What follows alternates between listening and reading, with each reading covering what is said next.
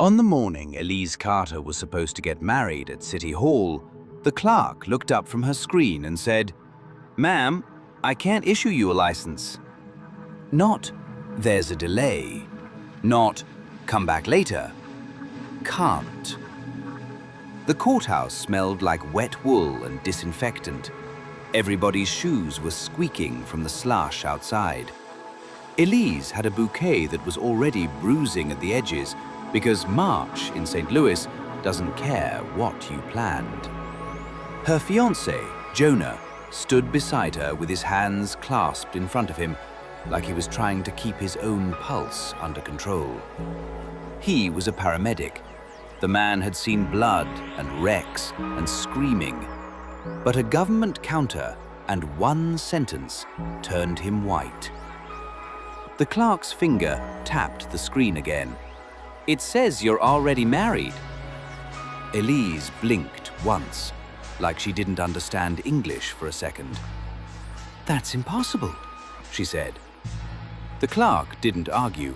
She just rotated the monitor a few degrees, the way clerks do when they're about to ruin your day with something that isn't their fault.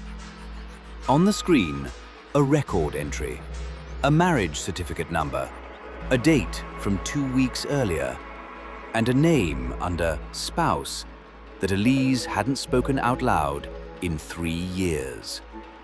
Her ex-husband. Elise made a sound that wasn't quite a laugh and wasn't quite a sob.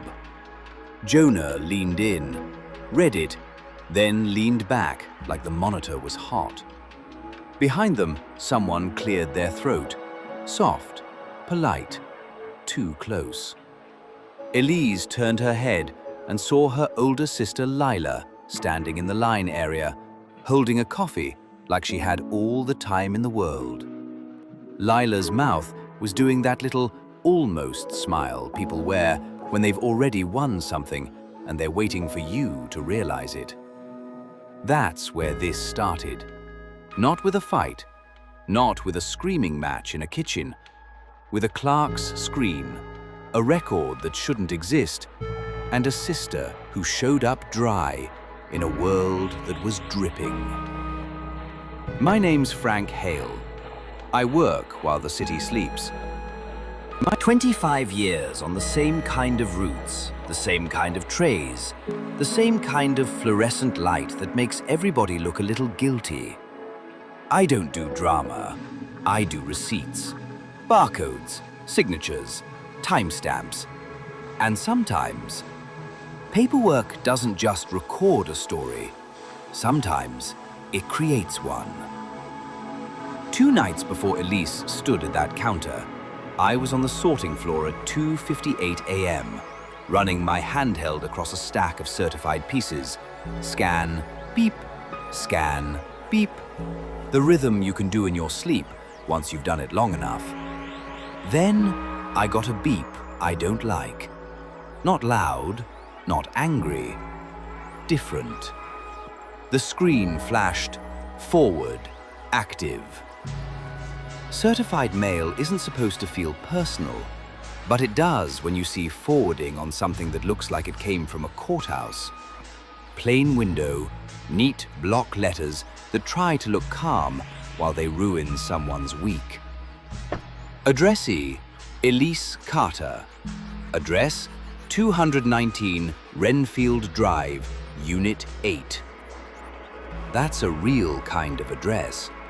The kind you remember because it's the kind people move out of when they're trying to start over. And the forwarding instruction wasn't to a new apartment. It was to a P.O. box. A P.O. box doesn't have curtains. A P.O. box doesn't have neighbors to ask, "Hey, did you see a letter come in?" A P.O. box is clean, quiet, controllable. I don't guess, I verify.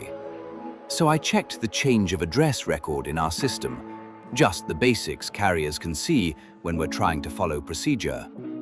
The forwarding order was filed less than 30 days ago, but the address it claimed Elise was leaving, that Unit 8, a unit she'd been out of for years. That was the first warning sign. The second was the P.O. box number, because it wasn't in Elise's name on my route memory. It wasn't associated with any of the residents in that building. It felt borrowed. Certified mail is leverage. People don't pay the extra fee because they're polite. When it's certified, the sender isn't trying to communicate. They're trying to prove something.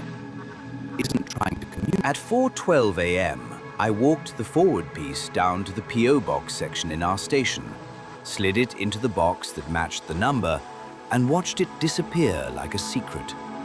And I did what I always do when my instincts buzz, but the rules are clear. I logged it. Clean. Correct. No extra words. Because if something goes wrong later, the only thing that survives is what you wrote down. 2 days later, around noon, my route phone rang while I was stepping off a curb. The screen read, "Unknown number." I answered the way I always answer. "Frank?" A woman's voice came through, steady, trying too hard to stay steady. "Hi, I'm sorry. Are you the carrier for Renfield Drive?" "I cover it," I said. "My name is Elise Carter," she said. Did you deliver something certified for me from the county?" I stopped walking, because the word county doesn't usually come with a calm tone. It comes with fear that's wearing a nice outfit. "I processed a certified piece addressed to you," I said. Elise's breath caught like she'd hit a curb in the dark. "Was it delivered to my apartment?" "It was forwarded," I said. Silence. Then, quieter. "Forwarded to where?" "I can't give out forwarding details over the phone," I said, because that's policy. But I could hear what that silence meant. Elise wasn't embarrassed. Elise was cornered. "It's my wedding week," she said, and her voice cracked on wedding, like she hated that it did. "I'm going to City Hall Friday, and my sister said I'm making a mistake." That word again. Mistake. That was Elise's role in her family. The mistake who kept trying anyway. She told me the rest in small pieces, like she was afraid that if she said it in one sentence, it would become real. She was 34, worked nights as an LPN at Barnes Jewish, divorced, quiet life, bills, second-hand furniture.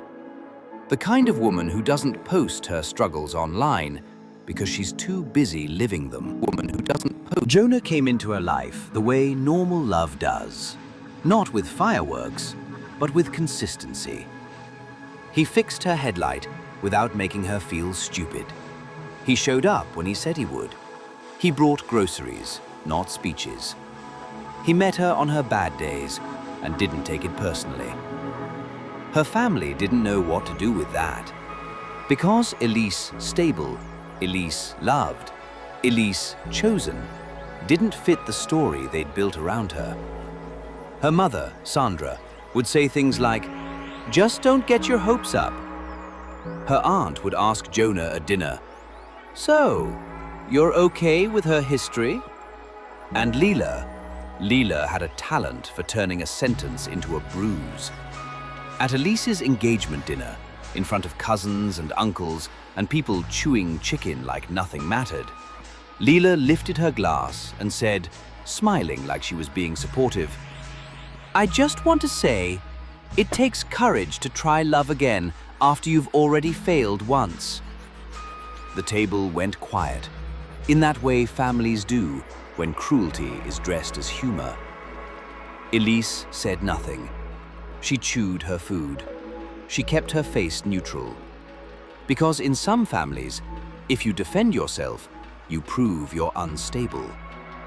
And Leela kept going. "Just make sure this isn't another impulsive phase," she said. "Remember how fast you jumped the first time? Jonah's jaw tightened. Elise put her hand on his knee under the table. A silent message. Don't. Not here. Not with them. That night, in Jonah's car, Elise stared out at the wet streets and said, "If I respond to her, she wins. She wants me loud." Jonah said, "And if you don't respond?" Elise's voice was almost a whisper. "Then she'll do something else." That's what people don't understand about families like this. Humiliation isn't the end. It's the beginning. Because humiliation trains you to doubt your own footing, and doubt makes you easy to move. On the phone with me, Elise said, "Frank, I didn't file a forwarding order. I didn't even know that address could still be connected to me. File a forwarding order. I haven't lived at Unit 8 since 2021. Do you have access to the old mailbox?" I asked. "No," she said. "And my sister does. She lives in the building now. She helped me move out. She kept my keys for a while to return them to the landlord. I never asked for them back. I just wanted out." I felt my brain go quiet in the way it does when a pattern locks in. Because the betrayal wasn't random. It was engineered. "Elise," I said, "what did the certified notice say?" Her laugh was sharp. "I don't know. I never got it." "Then you need the tracking number," I said, "and you need the sender." "Elise," Jonah's voice cut in the background, low and controlled. "Ask him if he can print anything." I don't give legal advice. I don't tell people what to file or what to argue. But I can tell you what procedure looks like when you're about to be turned into a character in someone else's paperwork. "You move like you're building a file," I told Elise. "Screenshots, dates, names, receipts, not feelings." Elise went quiet for a beat. Then she said, "Okay." That's what I liked about her. Not that she was perfect, that she could switch from fear to focus without needing an audience. That afternoon, Elise met me outside the station. Not inside, outside. Because inside is where people feel small. It was one of those March days where the snow is dirty and the rain isn't quite rain, it's needles. Elise wore a grey coat and her hair was pulled back tight, like she didn't have time to be a person, only a problem solver. Jonah stood beside her with a folder already in his hand, like he'd been waiting his whole life to fight with paper instead of fists. I brought what I could, a printed tracking history showing the piece was processed as forwarded with basic notation that a change of address order existed for Elise's name. It wasn't the whole truth, but it was the spine. His name. Elise stared at the printout and said, "So someone changed my address to a P.O. box?" "Someone filed it," I said. "Yes." Jonah asked, "Can you see whose box it is?" "Not in my system," I said, "and not without stepping into places I don't belong." Elise swallowed, then said, "The sender?" "County recorder," I said, "Vital Records Division." Elise's face emptied, like her brain had just dropped a plate and didn't want to hear it break. "Vital records," she repeated. "That's where births and deaths and marriages live. That's where you can ruin someone's life with a clean stamp." Jonah said, "We're going now." Elise looked at me like she wanted to ask for more than I could give. So I gave her the only thing I was allowed to give without crossing lines. A procedure. "Ask for a certified copy of whatever record triggered the notice," I said, "and ask for the mailing proof in their file." Elise nodded once. No tears, no speech, just movement. At 3:10 p.m., Elise and Jonah walked into the county building, through security, past the echoing hallway that makes everybody sound guilty, and up to the counter, where a woman with a bun and tired eyes asked, "How can I help you?" Elise said, "I need to know why your office sent me a certified notice." The clerk blinked, typed, paused. Then she said, "What's your full name?" Elise answered. The clerk's eyes flicked to the screen, then to Elise, then back, and she said quietly, "There's a marriage record attached to your name." Elise's voice stayed calm. "I'm not married." The clerk didn't smile, didn't argue. She just printed a sheet and slid it forward like it was sharp. Elise took it, and there it was. A marriage certificate filed 2 weeks earlier. Elise Carter and her ex-husband, Dean Carter. Elise's hands shook once, just once, then went still. Jonah's voice dropped. "That's a fraud." The clerk lowered her voice. "I can't say that," she said. The clerk lowered. "I can tell you what's in the file." Elise asked, "Who filed it?" The clerk pointed to a line. Filed by Domestic Relations Processing Services, a third-party service, a buffer, a way to keep your own fingerprints off the stamp. Elise whispered, "Why would someone do this?" Jonah said nothing, but his eyes had that look men get when they've realized the enemy isn't a person, it's a system someone else knows how to use. The clerk said, "The notice was sent to your last address on record." Elise said, "That's not my last address." The clerk's fingers moved again. Then she said, "It shows a forwarding request." Elise's mouth went dry. "That's not mine," she said. The clerk slid out another page, a printout of the mailing log in their file, the certified number, the served by mail notation, a box checked that said, "Notice sent." Elise stared at it and said, "So in the system, I'm notified." The clerk didn't look up.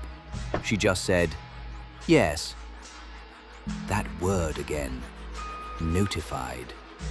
It's a clean word, a safe word, a word that lets people do damage while pretending they followed the rules. When Elise and Jonah stepped back into the hallway, Elise leaned against the wall like her bones needed something solid. Jonah asked, "Dean, your ex, did he do this?" Elise shook her head. "He hasn't spoken to me since the divorce," she said. "He moved to Arkansas. He doesn't have the brain for paperwork. He barely had the brain for taxes." Then Elise's eyes lifted, and her voice changed. "He had the signature," she said. Jonah frowned. "What signature?" Elise swallowed. "My dad," she said. "My dad kept a file cabinet of everything. Birth certificates, social security cards, old bank forms. When he got sick, Lila took over all his organization. She boxed everything. She said she was helping." She let out a laugh with no joy. "She always says she's helping." That's when the hidden truth started to show itself.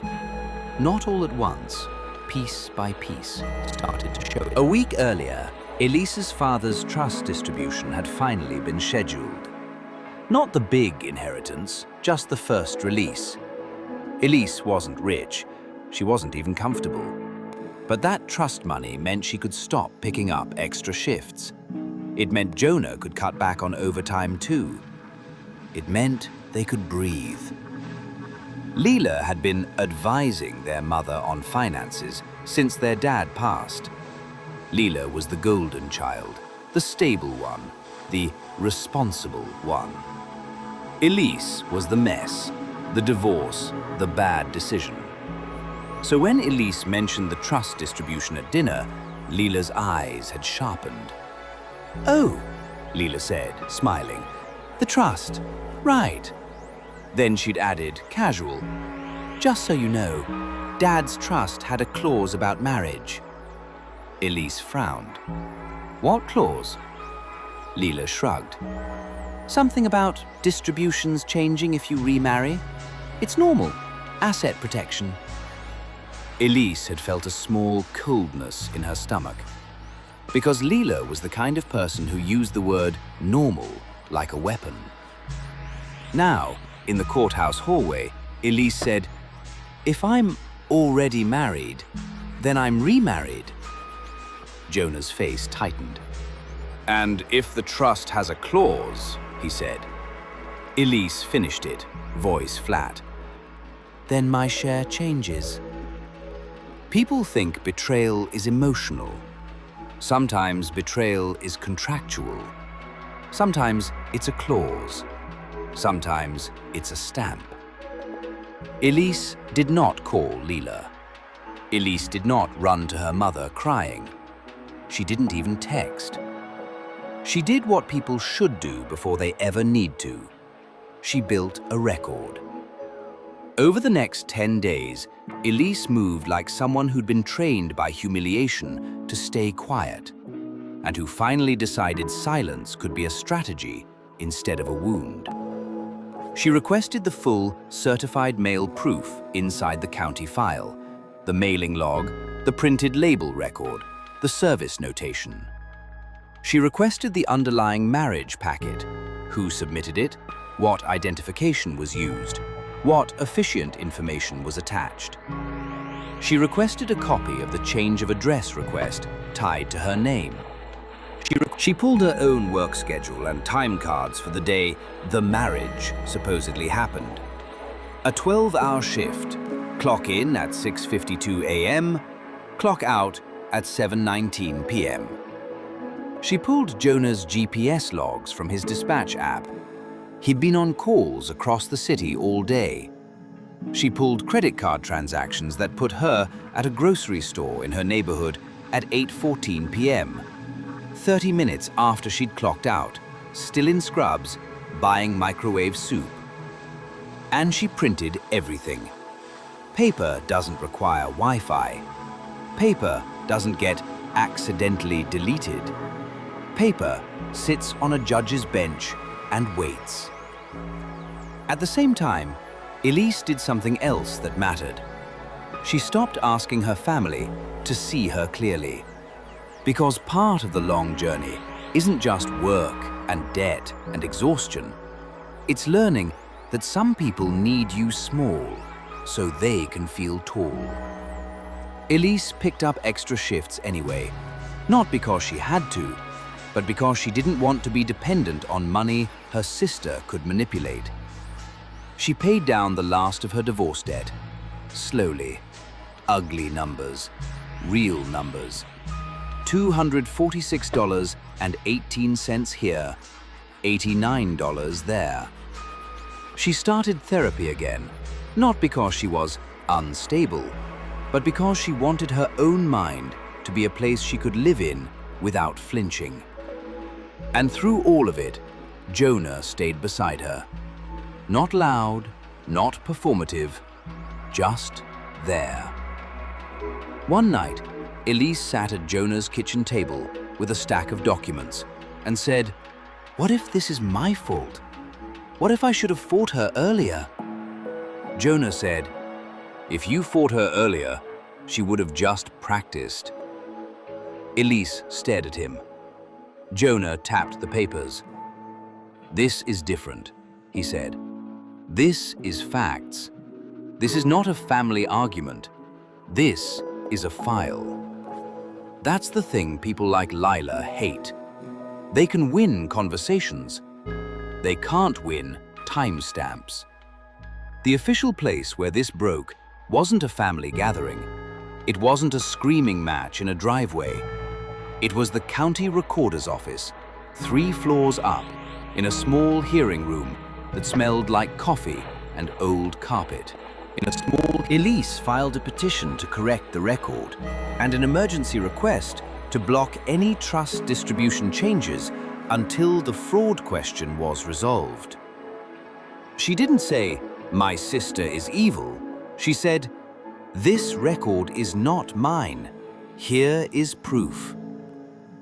The hearing was set for Tuesday at 9 a.m.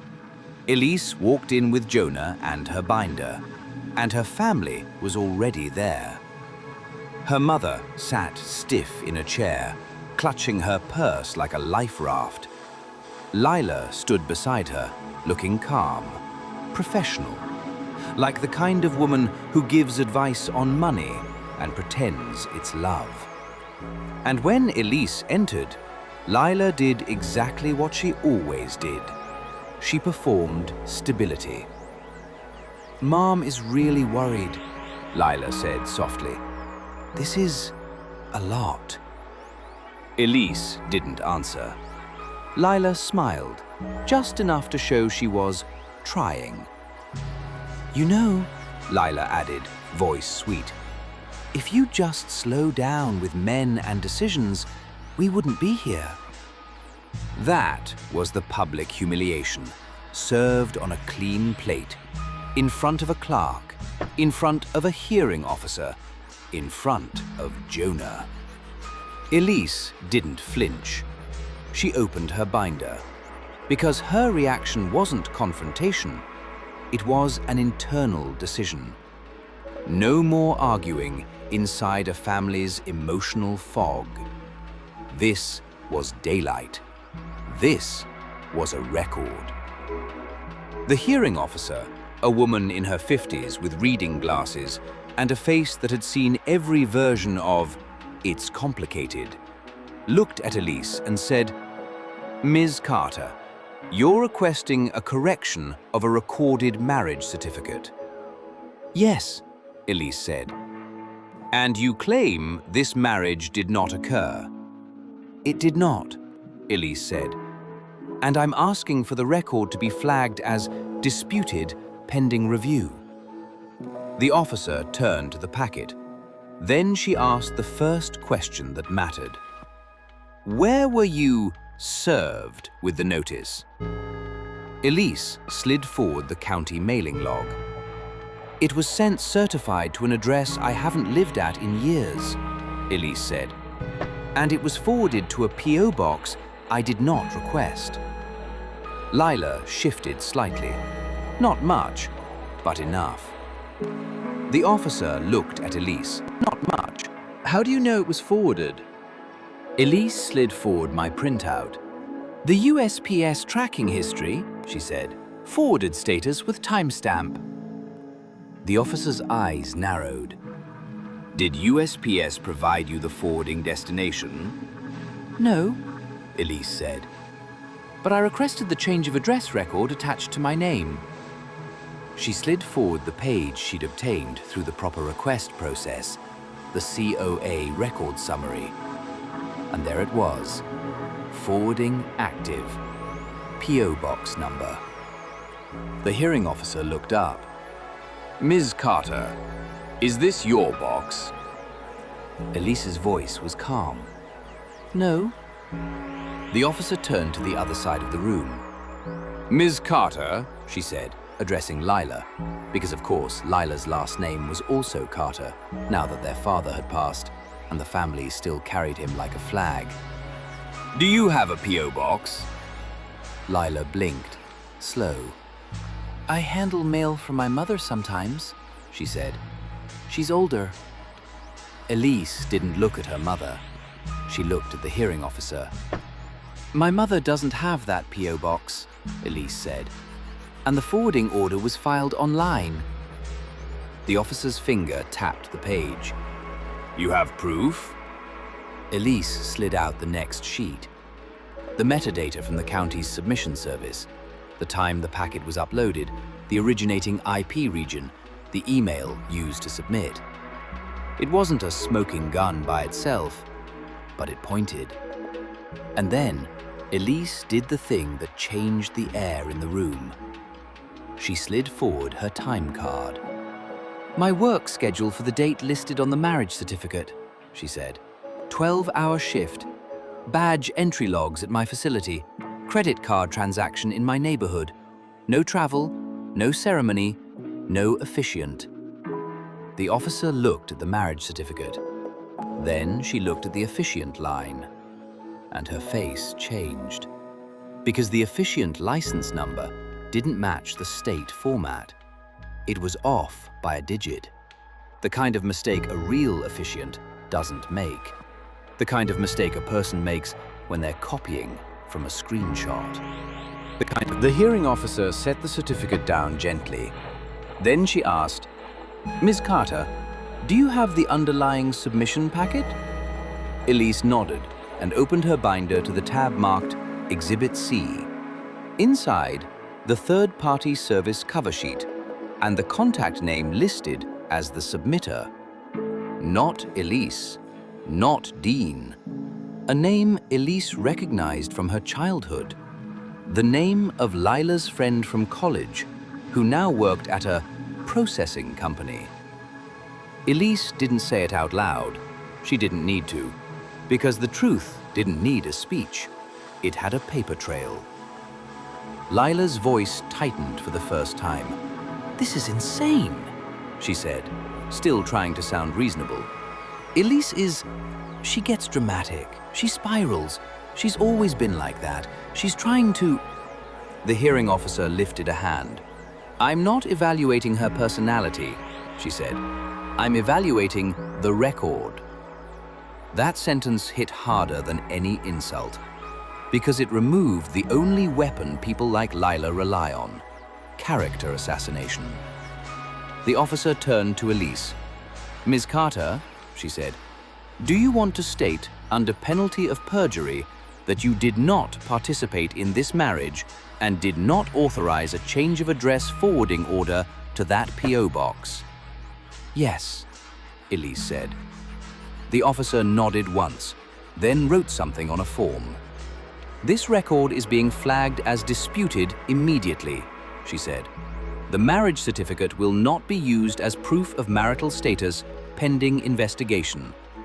I'm also referring this to the appropriate office for fraud review." Lila's face tightened, like she'd swallowed something sharp. Elise's mother made a small sound, half gasp, half denial. Jonah didn't smile. He just exhaled, slow, like he'd been holding his breath for days. That wasn't the end. It was the hinge. Because once the certificate was flagged, City Hall could issue a marriage license again. But Elise still had one more official place to face: the trust administrator. Because paperwork can hurt you even after you prove it's wrong, if you don't correct every file it touched. A week later, Elise walked into the trust office with a stamped letter from the county.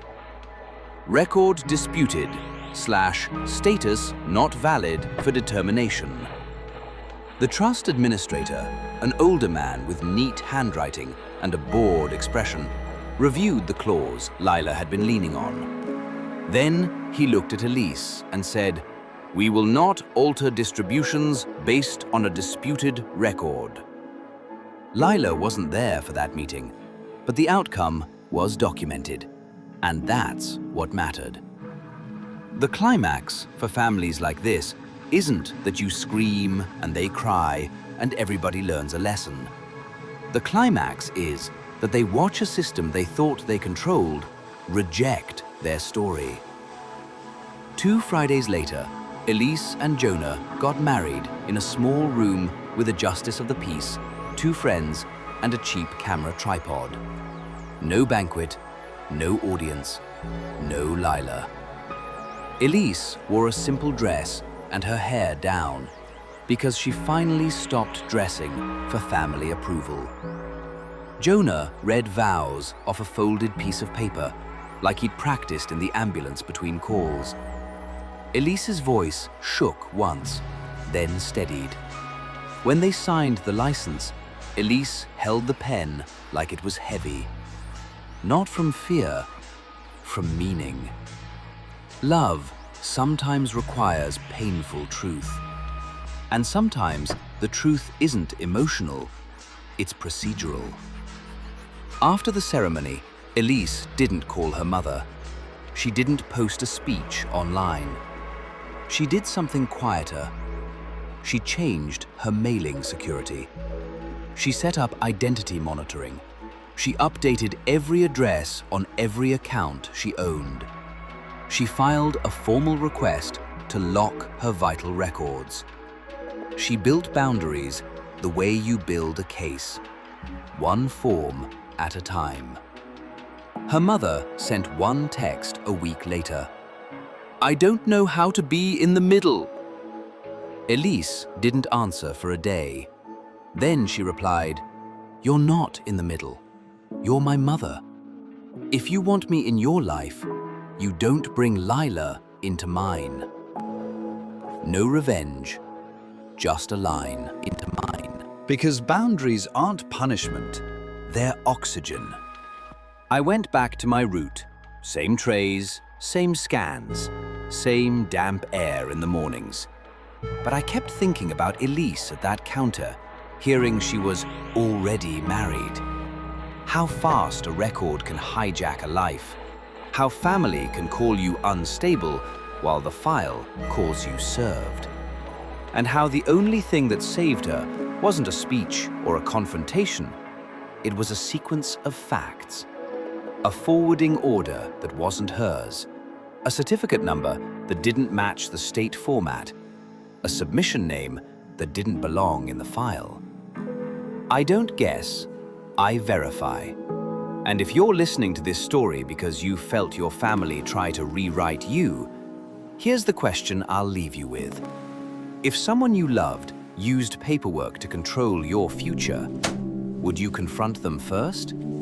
Or would you do what Elise did and let the record speak? Structure and hook framework followed from your uploaded guidance.